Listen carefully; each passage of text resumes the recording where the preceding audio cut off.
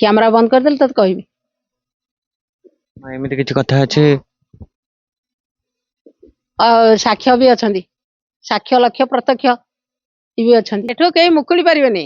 ଏଠୁ ଲୁଚି ପଳେଇଲେ ଧରି ଗିଳୁଥିବ ଅକାଳ ବାବନା ଭୂତ। ସମସ୍ତେ ସମସ୍ତେ ପରୀକ୍ଷା ଦେବେ। ଆଉ ପରୀକ୍ଷା ଆମ ଏଇ ବହିରେ ଲେଖା ହେଇଛି। ସିଏ ଆମର ଏଇ କୌଣସି ପାଠ ବହିରେ ତମର ଯୋଉ ବର୍ଣ୍ଣବୋଧ ଆଉ ଯୋଉ ଅନ୍ୟାନ୍ୟ ସବୁ ପାଠ ପୁସ୍ତକ ବହି ମାନ ଅଛି ସେଥିରେ ଲେଖା ହେଇନି କିଛି। जय श्री जगन्नाथ। दर्शक बंधु मुझे देवानंद आपको स्वागत करुच्ची। दर्शक बंधु आज तो संध्या हो जाए कि संध्यार आम सहित जड़े माँ एमती जोड़ी होती रहस्यमय भाव में रहस्यमय कथा कहते आम सहित जोड़ी होगी रुहतु भिडियो शेष पर्यंत मो हाथ में देखुं। दर्शक बंधु बही अनेक ग्रंथ माँ निजे रचना कर जो सब ग्रंथ माँ रचना कर गोटे ग्रंथ देखा आपन को सन्थ अरक्षिता भक्ति रसामूर्त एवं भीम भोई जन्मरू गंगा कूपर पतन पाला एवं तपोवन मानसामृत।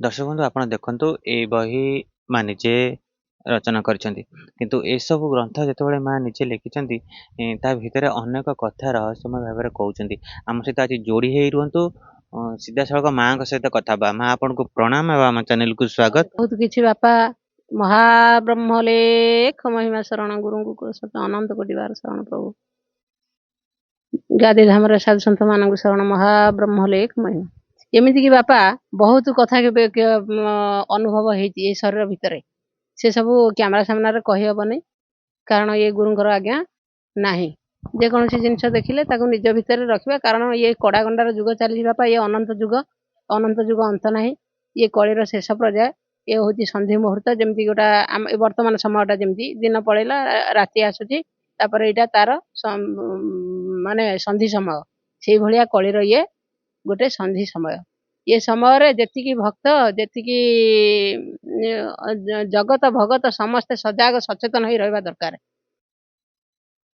ଆପଣ କହୁଛନ୍ତି ଏମିତି କିଛି ଭୟଙ୍କର ସମୟ ଆସୁଛି ଆଉ ଆପଣ କହୁଛନ୍ତି ଆପଣ ଯେହେତୁ ମହିମା ଧର୍ମାଲମ୍ବୀ କିନ୍ତୁ ଆପଣ ଅନେକ ମହାପୁରୁଷଙ୍କର ବିଷୟରେ ବର୍ଣ୍ଣନା କରିଛନ୍ତି କିନ୍ତୁ ମହାପୁରୁଷଙ୍କୁ ବର୍ଣ୍ଣନା କରିବା ଭିତରେ ଏମିତି କିଛି ଅନୁଭବ କରୁଛନ୍ତି ଆଗକୁ ଏମିତି କିଛି ଭୟଙ୍କର ହବ ବହୁତ କିଛି ଭୟଙ୍କର ହବ ହେଉଛି ତମେ ମାନେ ଜାଣିପାରୁନ କି ଏବେ ଯୋଉ ଭୂମିକମ୍ପ ହେଇଛି କୋରାପୁଟରେ ସେପଟର ସବୁ ଯେତେ ସବୁ ଅଞ୍ଚଳ ସବୁ ଭୂମିକମ୍ପ ହେଇଛି ତାପରେ ବନ୍ୟା ବାତ୍ୟା ମରୁଡ଼ି ଆଉ ବାରମ୍ବାର ପ୍ରକୃତିର ବିପର୍ଯ୍ୟୟ ଖେଳ ତାଣ୍ଡବ ହଉଛି ଏ ସବୁ କଣ ଏଇଟା ହେଲାନି କି କରୋନା ଆସିଲା ତାପରେ ଏ କରୋନା ଆସିବ ବୋଲିକିରି ଶିଶୁ ଅନନ୍ତ ତାଙ୍କ ଉତ୍ପାତ ସାଗରରେ ପର୍ଟିକୁଲାର ଭାବେ ଲେଖି ଦେଇଥିଲେ ତାହେଲେ ମହାପୁରୁଷ ମାନେ 600 ବର୍ଷ ପୂର୍ବରୁ ସନ୍ଥ ଅରକ୍ଷିତ ଲେଖିଛନ୍ତି ମହାତ୍ମା ଭୀମ ଭୋଇ ବି ଲେଖିଛନ୍ତି पंचसखा माने भी अच्युत अनंत जशवंत हाड़ीदास एमाने भी सब लिखिଛନ୍ତି ताले तांका कथा कोन भूल हबो कि तेणु करी सेही थ्रु जणे सन्थ भीम भोई कहले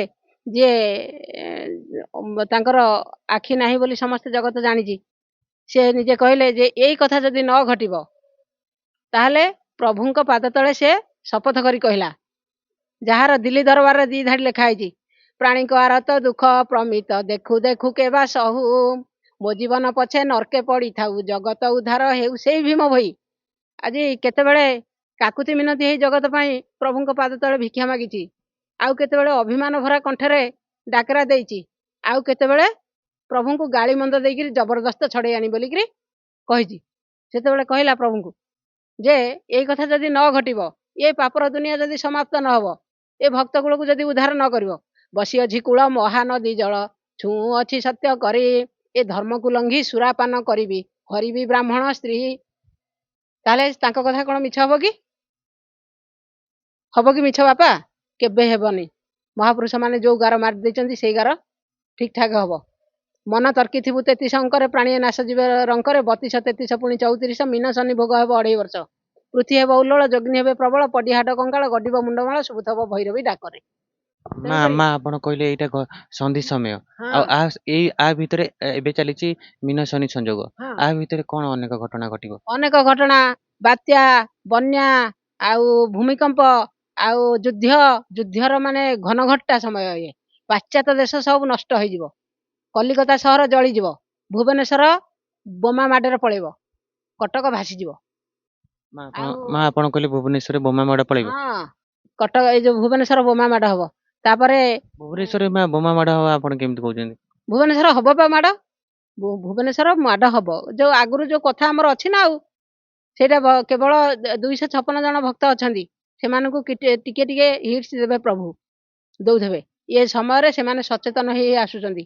ପୋତା ପୋତା ହେଇକିରି କେତେ ଅଛନ୍ତି, ପୋଡ଼ା ପୋଡ଼ା ହେଇକିରି କେତେ ଅଛନ୍ତି, କେତେ ଅଜ୍ଞାନୀ ଭାବରେ ଅଛନ୍ତି। କାହାଙ୍କର ଯିଏ ଚେତନାଶୀଳ ଲୋକ ସେମାନେ ଜାଗିକିରି ଅଛନ୍ତି, ମାନେ ଘରେ ଘରଣିଆ ଭାବରେ ଅଛନ୍ତି, କାହାକୁ ଚିହ୍ନା ଦଉନାହାନ୍ତି, କାହାକୁ ପରିଚୟ ଦଉନାହାନ୍ତି, ମିଡ଼ିଆ ସାମ୍ନାକୁ ଆସିବାକୁ ସେମାନେ ଚାହୁଁନାହାନ୍ତି। ଏବେ କିନ୍ତୁ ମା ସେ ମାନେ ଅଛନ୍ତି, ଆଉ କିନ୍ତୁ ଯୋଉ ସାମ୍ନାକୁ ଆସୁନାହାନ୍ତି। ଆସୁନାହାନ୍ତି, ସେ ଆସିବେ ନାହିଁ। ଆଉ ଯୋଉମାନେ ସବୁ ପ୍ରହସନ ଦେଖଉଛନ୍ତି, କିନ୍ତୁ ଉଚିତ କଥା କେହି ଗୋଟେ ପର୍ଯ୍ୟନ୍ତ କହିବାଟା ମୁଁ ଶୁଣିପାରୁନି କାହିଁ। ତେଣୁକରି 29 ଠାରୁ 39 ଟାକି ରହିଥାଅ ଅଛ ଯେତେ ଭକତ। ତାପରେ ମଠ ମନ୍ଦିର ସବୁ ଭାଙ୍ଗିଯିବ ବୋଲି, ମାନେ ଯୋଉରା ସବୁ ମାନେ ଆମର ଆଧ୍ୟାତ୍ମିକ କ୍ଷେତ୍ର ଗୁଡାକ ନଷ୍ଟ ହବ ବୋଲି ସେମାନେ କହିଥିଲେ, ନଷ୍ଟ ହେଇଗଲା। ତାପରେ ଢାଙ୍କୁଣୀ ଫିଟିବ ଥରେ ଢେଙ୍କାନାଳ ଜୋରନ୍ଦାରେ, ଢୋଳେଇ ପଡିବେ ନରସେନରେ ଆଠଗଡରେ ଯେ। ତେଣୁକରି ଢାଙ୍କୁଣୀ ଫିଟିଲା, ଢେଙ୍କାନାଳ ଜୋରନ୍ଦା ଗାଦିରେ ଯେ ଯୋଉ ମାନେ ମନ୍ଦିର ଯୋଉ ଭଙ୍ଗା ହେଲା ଆମର, ଢାଙ୍କୁଣୀଟା ସେଠି ଫିଟିଲା ନା ନାଇଁ। ତାପରେ ସାଧୁମାନଙ୍କ ଭିତରେ ବିଭାଜନ, ତେଣୁକରି ଖେଳ ଲୀଳା ସେଇଠି କେତେ ଝଗଡା ଝାଣ୍ଟି କେତେ କଣ ହଉଛି ନା ନାଇଁ, ଏଇ ସମୟରେ ତମେ ଦେଖିବାକୁ ପାଉଛ ନା ନାଇଁ। ଯେତେବେଳେ ସେଠି ମନ୍ଦିର ଭଙ୍ଗା ହେଲା, କେତେ ସାଧୁ ସନ୍ଥ ସବୁ ଗଦା ହେଇଥିଲେ, କେତେ ଖଣ୍ଡା ଖପର ବୁଲିଲା, ଏସବୁ ହଉଛି ନା ନାଇଁ। ଆପଣ ଏବେ କହିଲେ ଭୁବନେଶ୍ୱରରେ ଯୋଉ କଥା କହୁଛନ୍ତି, ଏଇ ସନ୍ଧି ସମୟରେ ଭୁବନେଶ୍ୱରରେ ଏମିତି କିଛି ଘଟଣା ଘଟିବ, ଆଉ କଲିକତାରେ ନିଆଁ ଲାଗିଯିବ, କଟକରେ ଜଳରେ ଭାସିଯିବ, ଏଇ ସବୁ କଥା କଣ ଏବେ ଏଇ ମିନସାନି ସଂଯୋଗରେ ଘଟିବ? ହଁ, ଏ 29 ଠାରୁ 39 ଭିତରେ ହବ। ଏବେ କିଛି ହେଇନି, ଏବେ ସବୁ ଖଣ୍ଡ ପ୍ରଳୟ ଆକାରରେ ଖଣ୍ଡେ ଖଣ୍ଡେ ଜାଗା ଏମିତି ନଷ୍ଟ ଫଷ୍ଟ ହେଇଯିବ। କିନ୍ତୁ 29 ଠାରୁ 39 ସେଇଠୁ ପୁରା ବଛା ବଛି ହେଇଯିବ। ବଛା ହବ କଣ ନା, ଏ ଜଗତରେ ଯେତେ ଅଛନ୍ତି ଛପନା ଗୋଟି ଯିବ, ଉଡା 14, ବୁଡା 14, ଚଳ 14, ଅଚଳ 14, ସବୁ ଯାଇକା ମାତ୍ର 8 ପଦ୍ମ ରହିବେ। ନାରୀ 4 ପଦ୍ମ, ପୁରୁଷ 4 ପଦ୍ମ। ସେ କେତେବେଳେ ସବୁ ବଛା ବଛି ହବ ନା, ସେତେବେଳେ ଆମର ସରକାର ନଥିବ। ସରକାର ନଥିବ ମାନେ ରାଜା କେହି ନଥିବେ ଶାସନ ଗାଦିରେ, ଆଉ ମନ୍ତ୍ରୀ ମାନେ ବି ଶାସନ ଏବେ କରୁଛନ୍ତି। ସେତେବେଳେ ମା ଲୋକ ସବୁ ଥିବେ ଶାସନ ଉପରେ। ଆଉ କୋଉ ମା ନା, ବିଧବା ଲୋକ ମା ମାନେ 5 ଜଣ। ଆମେ କହିଲେ କ୍ଷମା କରିବେ ଆଜ୍ଞା। ତେଣୁକରି ବିଧବା ମା 5 ଜଣ ଦେଶକୁ ଶାସନ କରୁଥିବେ। ସେଇ ପର୍ଯ୍ୟାୟରେ ଏ କଥା ଘଟିବ।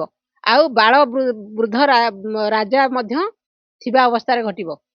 ବାଳ ବୃଦ୍ଧ ରାଜା କିଏ ନା, ଆମର ପୁରୀର ଯୋଉ ଦିବ୍ୟ ସିଂହ ଦେବ, ତାଙ୍କରି ଥିବା ଅବସ୍ଥାରେ ସବୁ କିଛି ହବ ବୋଲିକିରି।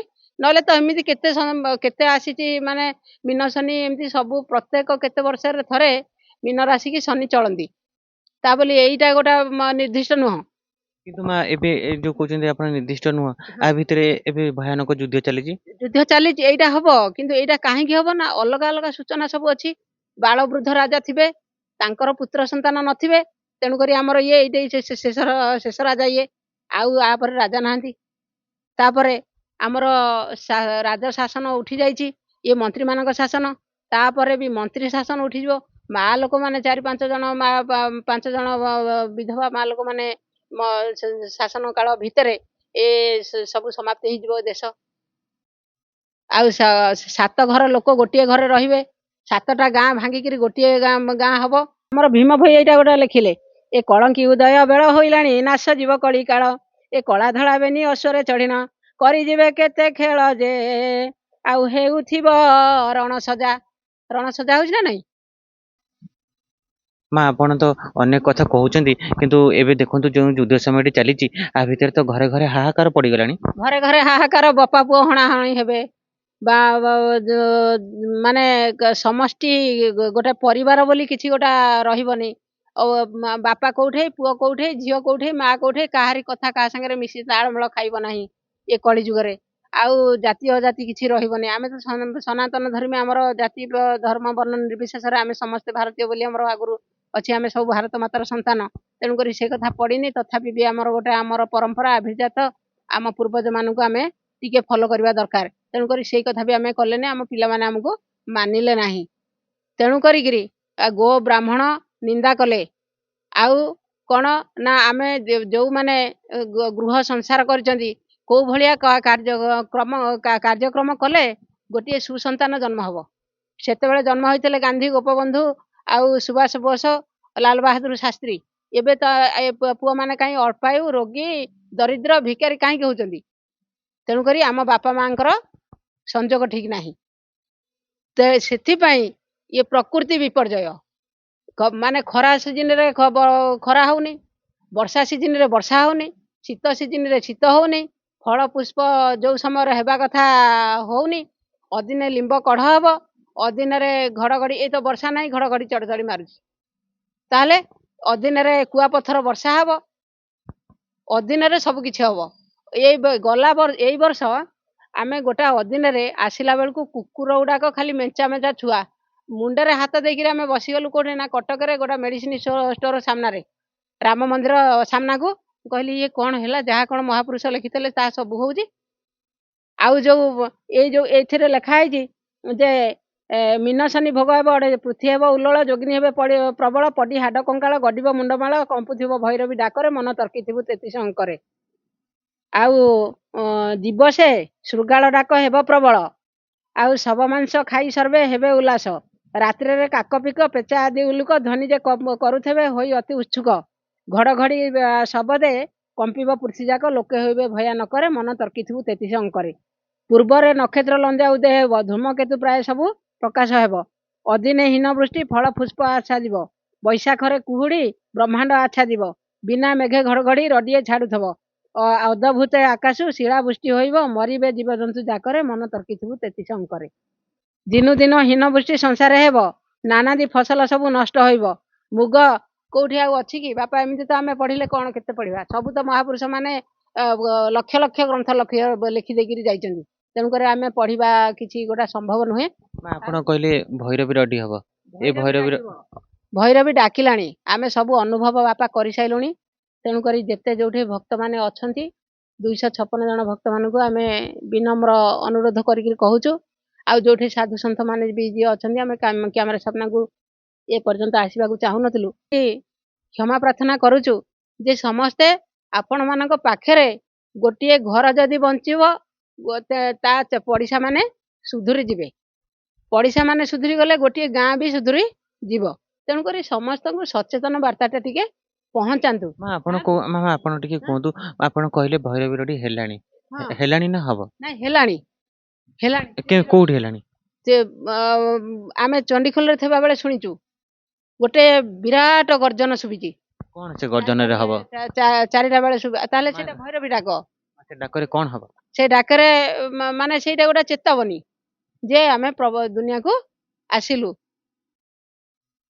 ଦୁନିଆର ମାନେ ସବୁ ଅସନ୍ତୁଳିତ ଅବସ୍ଥା ହେଇଗଲାଣି। ଏମିତି ତ ଆମେ ଶୁଣୁଛୁ ଭୈରବୀ ରଡି ହେଲେ ଅନେକ ଭୟାନକ ଦୃଶ୍ୟ ଦେଖିବାକୁ ପଡିବ।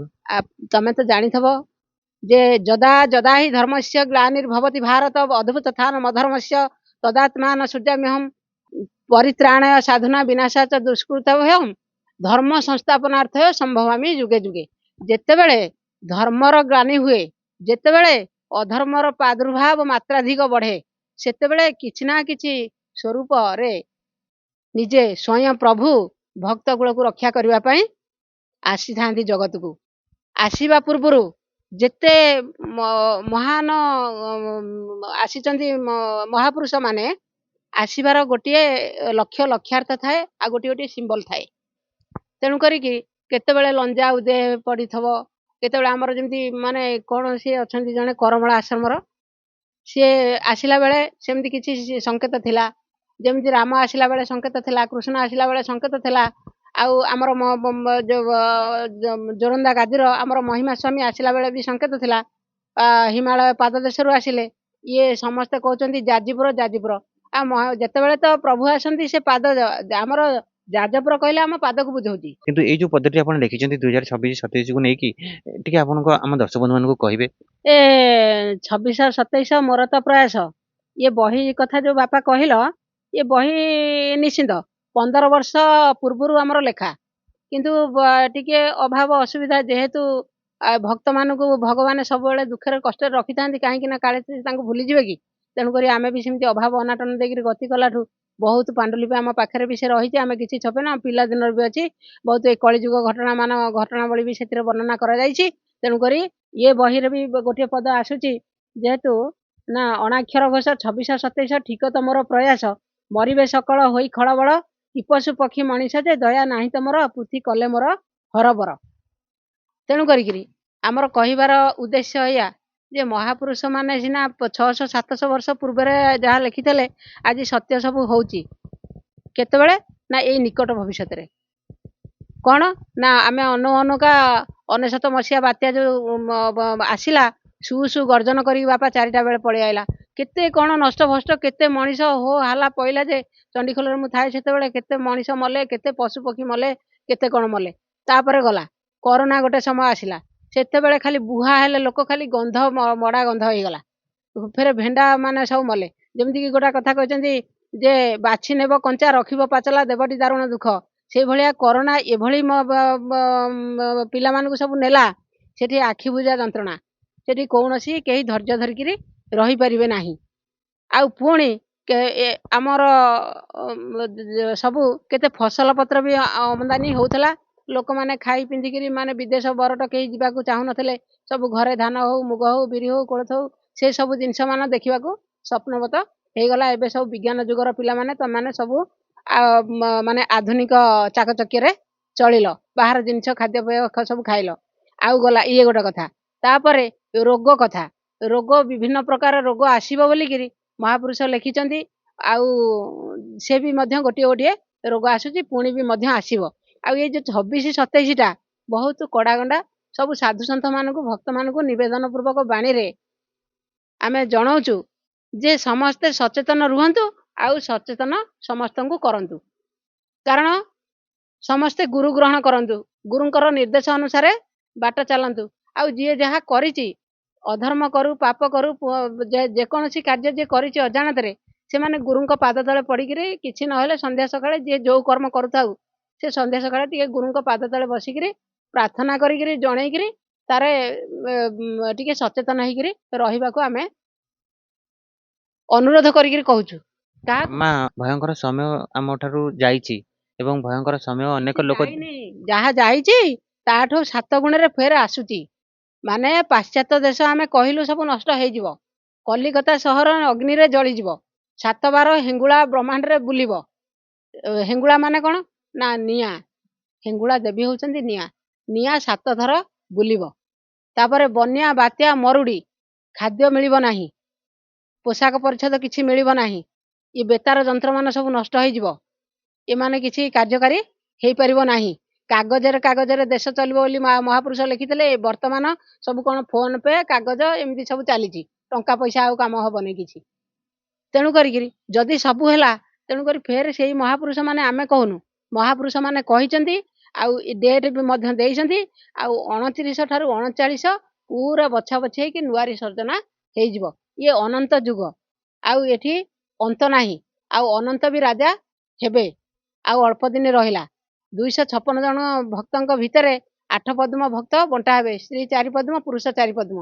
ଆଉ ପରୀକ୍ଷା କ୍ଷେତ୍ର ଆମର ହଉଛି କୋଉଠି ନା ଓଳକଣାରେ ଅଣାକ୍ଷର ପରୀକ୍ଷା ହବ, ଏକାକ୍ଷର ପରୀକ୍ଷା ହବ, ଆଉ କାଳିଆ ବୋଦାରେ ହବ ପରୀକ୍ଷା, ଆଉ ଜୋରନ୍ଦା ଗାଦି ଠାରୁ ଭକ୍ତ ସଂଖ୍ୟା କରାହବ, ସେଇଠି ଢାଙ୍କୁଣୀ ଫିଟିଲା, ଆଉ ସେଇଠୁ ସବୁ ଆରମ୍ଭ ଖେଳ ହବ। ତେଣୁ କରିକିରି ସମସ୍ତେ ସଜାଗ ଆଉ ସଚେତନ ରହିବାକୁ ଆମେ ଅନୁରୋଧ କରୁଛୁ। ଆଉ ବହୁତ ବିତିପାତ ସମୟ ଆସୁଛି ବାପା, ବହୁତ, ତାକୁ ପାଟିରେ କହିହବନି। ଏମିତିକି ନିଜ ପିଲାମାନଙ୍କୁ ନିଜ ମା ମାନେ ଚଣ୍ଡି ଚାମୁଣ୍ଡା ହେଇକିରି ତାଙ୍କୁ ଖାଇଯିବେ ଖାଦ୍ୟ ଅଭାବରେ। ନିଜ ଛୁଆ କାନ୍ଦୁଥବ, ମା ମୁହଁକୁ ଅନେଇ ବିକଳ ହେଇକିରି କାନ୍ଦୁଥବ, ସେ ମା ତାକୁ ଝୁଣିକିରି କାମୁଡ଼ିକିରି ଖାଇଯିବ।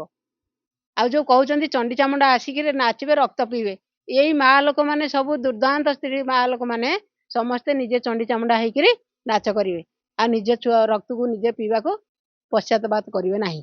ତ ଅନେକ ଭୟାବହ ଏବଂ ଅଦ୍ଭୁତ ଏବଂ ଆଶ୍ଚର୍ଯ୍ୟଜନକ କଥା କହିଲେ। ଏଭଳି ଏଇ ଯୋଉ ଭୟଙ୍କର ସମୟ ଆସୁଛି, ଆ ଭିତରୁ କେମିତି ରକ୍ଷା ପୁଣି କେମିତି ପାଇବେ? ରକ୍ଷା କେବଳ ଲୋକେ ହୋଇବେ ଖଳବଳ, ନାସିବ ଭୁବନ ମଣ୍ଡଳ, ତେଣୁ ହୋଇବେ ଅଳ୍ପାୟୁଷ, ପାପେ ସକଳ ଯିବେ ନାଶ। ଏଠିକି ସର୍ବେ ହୋଇବେ ଏକାକାର, ଡାକିବେ ପ୍ରଭୁ ନିରାକାର। ଯେତେବେଳେ ସମସ୍ତେ ଏକ ମୁଖରେ ଡାକିବେ, ଆଚ୍ଛା ଆମେ ତ ସବୁ ସନାତନୀ, ଆମର ତ ଗୋଟିଏ ଏକ ଧର୍ମ ଦ୍ୱିତୀୟ ନାସ୍ତି। ତେଣୁକରି ଆଜିକା ଦେଖିଲ ଆଜିକାଲି ଦୁନିଆରେ କେତେ ପ୍ରକାରର ସବୁ ଧର୍ମ। ହଉ ଯୋଉ ଧର୍ମକୁ ଯିଏ ଧରିଥାନ୍ତୁ କିଛି ମନା ନାହିଁ, ସେଇ ଧର୍ମକୁ ଉଚିତ ବାଟରେ ନିଅନ୍ତୁ। ଆଉ ଡଙ୍ଗା ଗୋଟିଏ ନଦୀ, ଡଙ୍ଗା ନାଲି ନେଳି ଧଳା କଳା ଯେତେ ପ୍ରକାର ପଡ଼ିଥାଉ, କିନ୍ତୁ ସମସ୍ତେ ସେପଟକୁ ଯିବା ପାଇଁ ଉଚିତ ମଣନ୍ତୁ। ଆଉ ଉଚିତ ମାର୍ଗରେ ବି ଚାଲନ୍ତୁ, ଯେମିତି ସେ ଡଙ୍ଗାରେ ବସିବା ପାଇଁ ଆପଣ ଯୋଗ୍ୟ ବିବେଚିତ ହେଇପାରିବେ। ସେଇ କଥା ଆମେ ସୂଚଉଛୁ। ମା ଆପଣଙ୍କୁ ବହୁତ ବହୁତ ଧନ୍ୟବାଦ। ଦର୍ଶକ ବନ୍ଧୁ ଆପଣ ଭାସିଯିବ ଏ ସିଧାସଳଖ ପୃଥିବୀ, ରହିବନି। ଏ ସଂସାର ଆଉଥରେ ସର୍ଜନା ହବ, ଖଣ୍ଡ ପ୍ରଳୟମାନ ହବ। ପାରାଦୀପ ଠାରୁ ସେଇଠୁ ହବ। ବଉଳା କୁମ୍ଭୀର କୋଉଠି ଅଛି? ଚିତଳ ମାଛ, ସେମାନେ ସମସ୍ତେ ଭକ୍ତ। ଏ କଳକି ଙ୍କର ଲୀଳାରେ ସମସ୍ତଙ୍କର ଯୋଗାଯୋଗ ରହିବ। ମା ଆପଣ ମଝିରେ କହିଲେ, କିଛି ସମୟ ପୂର୍ବରୁ କହିଲେ ଆପଣ କଟକ ଭାସିଯିବ। ଏ କଟକ ଯୋଉ ଭାସିଯିବ, ହୀରାକୁଦ ବନ୍ଧ ଭାଙ୍ଗିଲେ ଏମିତି ତ କଟକ ଭାସିବ ବୋଲି କଥା ଆସୁଛି। ହୀରାକୁଦ, ହୀରା ଆଉ ପାରା, ହୀରା ଆଉ ପାରା ଇଏ ଦି ଜଣ ଯାକ ସମାନ ହେଇଯିବେ। ହୀରାକୁଦ ଆଜ୍ଞା ଶରଣ, ହୀରାକୁଦ ଆଉ ପାରାଦୀପୀ ଏଇ ଦିଟା ଯାକ ସମାନ ହେଇଯିବେ। ଯେତେବେଳେ ସମାନ ହେଇଯିବେ, କଟକଟା ଭାସିଯିବ ନା ଅଟୋମେଟିକ। ଏମିତି ବି ଭୟାନକ ଦୃଶ୍ୟ ଦେଖିବାକୁ ପଡିବ ଆଗକୁ। ବହୁତ କିଛି ଦେଖିବାକୁ ପଡିବ। ଏବେ ତ ଯେତିକି ଦେଖା ହଉଛି, ଆଉ ଅନେକ ଦେଖିବାକୁ ପଡିବ। ଆ ଭିତରୁ ତ ମୁକୁଳିବା ମୁସ୍କିଲ, ଆପଣ ଯୋଉ ସବୁ କଥା କହୁଛନ୍ତି। ଏଠୁ କେହି ମୁକୁଳି ପାରିବେନି। ଏଠୁ ଲୁଚି ପଳେଇଲେ ଧରି ଗିଳୁଥିବ ଅକାଳ ବାବନା ଭୂତ। ଲୁଚିକିରି କେହି କୋଉଠିକି ଯାଇପାରିବେନି। ସବୁ ସାରଳା ମଙ୍ଗଳା ସବୁ ପରୀକ୍ଷା କରିବେ ପରା। ସବୁ ପରୀକ୍ଷା କରିବେ ଠିଆ ହେଇକି। ଯିଏ ଲୁଚି ପଳେଇବ ଅକାଳ ଧରି ଗିଳୁଥିବ ଅକାଳ ବାବନା ଭୂତ। ଭୂତକୁ ବି ଜଗେଇଥିବେ, ଯିଏ ଲୁଚିକିରି ଯିବ ତାକୁ ସେଠି ସେ ସଫା କରିଦବ। ତେଣୁକରି ଲୁଚିକିରି କେହି ଯାଇପାରିବେ ନାହିଁ। ସମସ୍ତେ ପରୀକ୍ଷା ଦେବେ। ଆଉ ପରୀକ୍ଷା ଆମ ଏଇ ବହିରେ ଲେଖା ହେଇଛି। ସିଏ ଆମର ଏଇ କୌଣସି ପାଠ ବହିରେ ତମର ଯୋଉ ବର୍ଣ୍ଣବୋଧ ଆଉ ଯୋଉ ଅନ୍ୟାନ୍ୟ ସବୁ ପାଠ ପୁସ୍ତକ ବହି ମାନ ଅଛି, ସେଥିରେ ଲେଖା ହେଇନି କିଛି। ଆପଣ କହୁଛନ୍ତି ଅନେକ ଭକ୍ତ, ଯେଉଁ 256 ଜଣ ଭକ୍ତ, ସିଏ ନିଶ୍ଚୟ ସେ ଗୁପ୍ତରେ ଅଛନ୍ତି, ସେ ନିଶ୍ଚୟ ଦିନେ ପରୀକ୍ଷା ଦେବେ। ସେମାନେ ପରୀକ୍ଷା ଦେବେ ନା, ଦଉଛନ୍ତି ପରୀକ୍ଷା। ଏବେ ଦଉଛନ୍ତି? ହଁ ଦଉଛନ୍ତି। କ୍ୟାମେରା ବନ୍ଦ କରିଦେଲେ ତତେ କହିବି। ଏମିତି କିଛି କଥା ଅଛି। ସାକ୍ଷ୍ୟ ବି ଅଛନ୍ତି, ସାକ୍ଷ୍ୟ ଲକ୍ଷ୍ୟ ପ୍ରତ୍ୟକ୍ଷ ବି ଅଛନ୍ତି। କାଳିଆ ବଦାରେ ଜଣେ ବାବା ଅଛନ୍ତି,